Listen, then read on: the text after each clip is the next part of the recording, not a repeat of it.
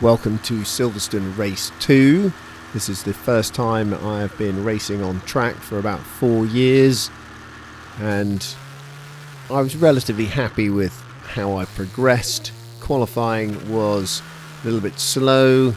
Race 1 went pretty well, which meant I started from 12th out of 26.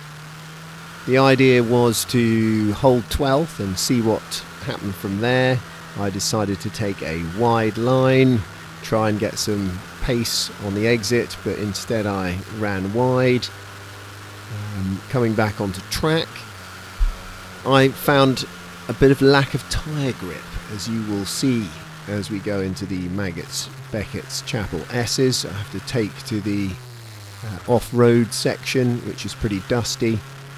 Coming back on, losing a few places, as is only right. You will see down the straight I haven't got a good exit, and lose another spot there. This lap pretty much remains underwhelming. Bit of a lack of confidence, bit of tyre grip not really there. I also didn't know this section. The Grand Prix cars go straight ahead there, brake heavily and come back in here, whereas you carry a lot more pace on this layout, which also changes club. And I really struggled to come to terms with that, having only practiced the other layout on the sim.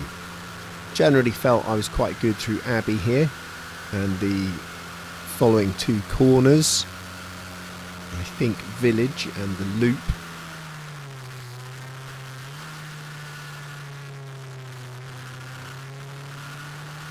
I was aware that there were cars coming from the back of the grid who had struggled in race 1 with technical issues, and as we came down the Wellington straight here, I saw a couple of them coming and thought, I have not had a great start. I will let these two past and they will quickly cut through the cars in front, and I will nip past maybe on the back of their overtakes. That isn't quite how it turned out. That's Alan Fincham just in front. On a positive note, by the end of the race I am not too far off the back of Alan Fincham, but for the first couple of laps I just lose ground until I settle and gain a bit of confidence, start hitting some braking points and getting some more consistent turn-ins. Speaking of taking the right line through corners, I struggled with Copse through most of the race, ran wide there, lost another spot.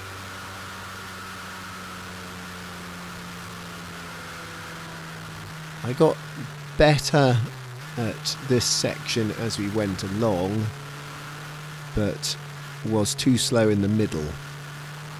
Beckett's. John Nash gets by, compromises his exit slightly on the way out.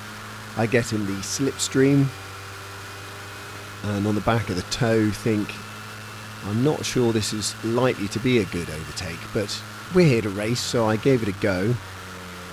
Coming in from the tighter line, I missed the apex, and John Nash cuts underneath me quite nicely. You'll see through this corner and then club how much quicker John Nash takes that. I was definitely not getting the most out of these two corners, though I did improve a bit over the course of race 2. Now we move to a bit of a highlights section.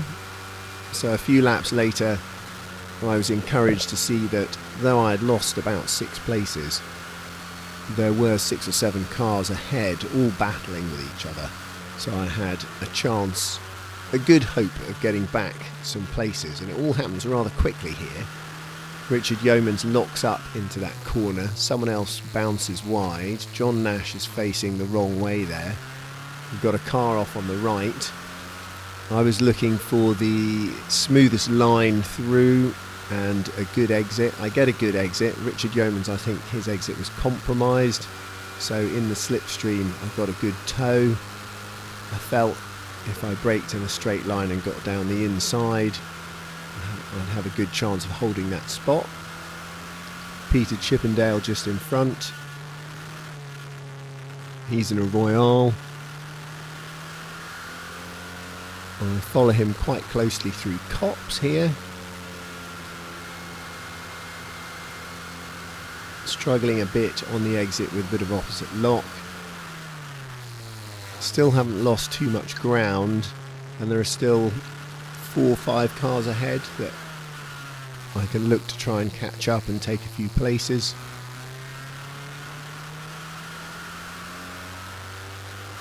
Down the Wellington Straight here, I think we catch up with James Fetterplace, who is having technical difficulties and dropping back.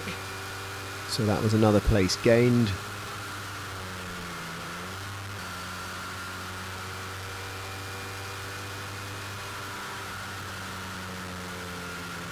A little bit of a moment through Maggots. And as we go down the Hanger Straight here, if you look ahead, the 4 cars up there end up 3 abreast before Stowe, which is good fun battling in classic Formula Ford, good racing throughout the field. It was slowing them up a bit and increasing my chances of getting in touch.